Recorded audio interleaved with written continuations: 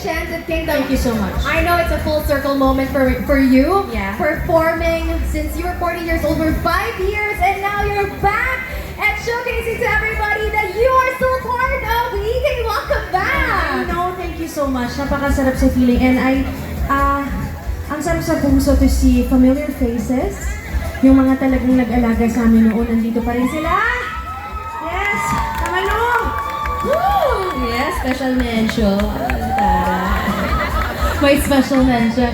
Now, Miss Rita, we are so blessed by your ethereal presence for tonight. Iba na, out of balance pa siya.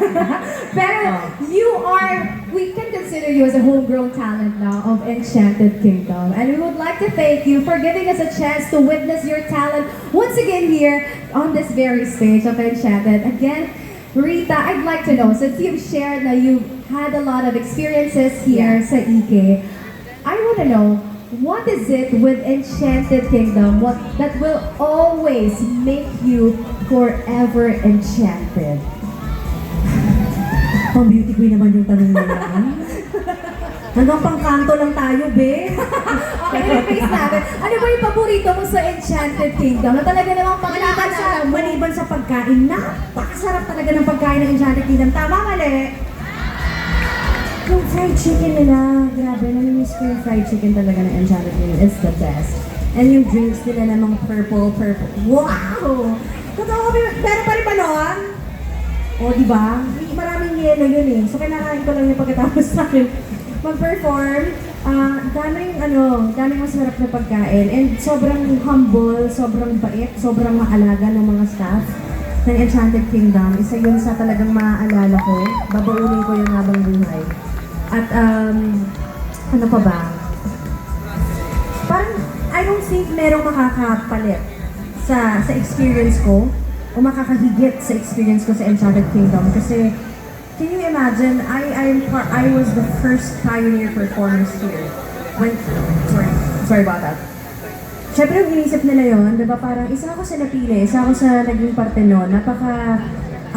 Alam yung mga sumunod pa, so parang nakakatuwa, parang sila, diba?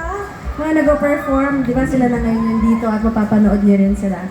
So, tsaka I have to say, their owners, si Mr. and Mrs. Mammon and the whole Mammon family, they're sobrang mabait talaga and very generous, I have to say.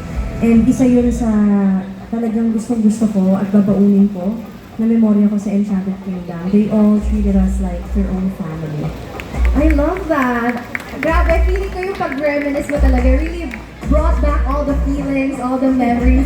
And last na, before I let you go, because we are so enjoying your presence, will you be bringing your kid here sa Enchanted Kingdom? Alam mo, oo nga, no, may anak na ako, si Uno. Ano po tanong anak? At least naalala natin. 2 years old. Siguro, maybe next, pwede po ba siya mag-birthday party dito? Oh, pakikunan. Baka, pruweba yan. Nag-okay yung may-ari. Birthday naman po niya, libre na yun, di ba? Oh, ayan. Tumako! Buti na lang tinanong ko. Ang galing mo, sis. Invited ka. I got you, sis. Ako na mag-host. Yan. Gusto ko yan. Next year, 3 years. Okay, Enchanted Kingdom. Grabe na makabless talaga. Yes! Happy birthday, Uno! Yan! Thank you! Ayan, at least may tita natin dito, si Rita, 14 performing for 5 years. And then next year, makikita natin, Rita Danielas Uno, celebrating the birthday here in Enchanted Kingdom. Kaya naman, excited pa kayo sa birthday ni Uno? Yes! Wait lang naman pala, desisyon ka. Bakit hindi mo bigla yung mga tao nandito sa Magbabayad birthday ng ng anak ko? entrance fee. Ha? Magbabayad ng entrance fee. Paano? Pero kaya, again, palakpakan naman natin, Miss Rita Danielas. Bye everyone! God bless you all! Thank you so much for having me.